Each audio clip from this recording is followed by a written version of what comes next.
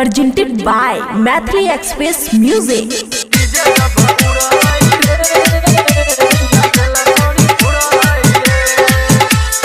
DJ Sumit Satish Rema.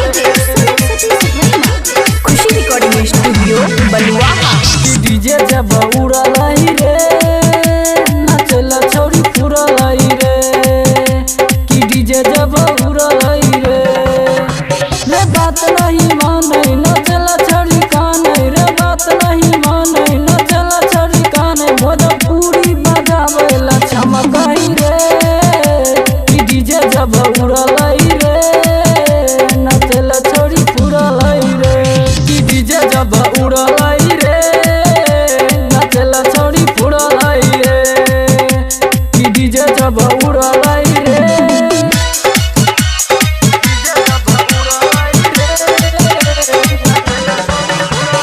DJ Sumit Satish Rema.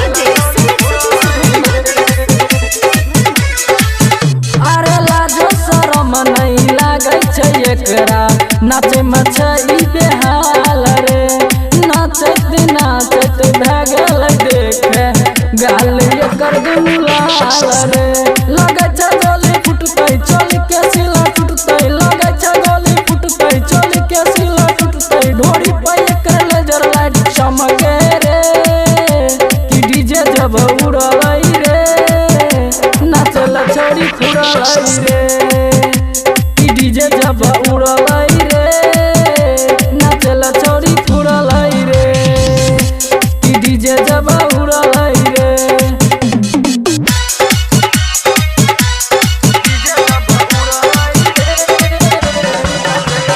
DJ Sumit Satish Rema. कहै छै छोरा हम पर कसबा रे भैया भेजते बड़का जुलूम रे विजय अनिल का मन लागे छै ते कदै छै ढोलम का फूल रे रे बात नहीं माने नचला छोरी काने रे बात नहीं माने नचला छोरी काने भोजपुरी बजावा मैला चमकई रे कि डीजे जब उड़ाई रे नाचला छोरी फुराई रे डीजे जब उड़ाई रे। खुशी रिकॉर्डिंग स्टूडियो बलुआहा।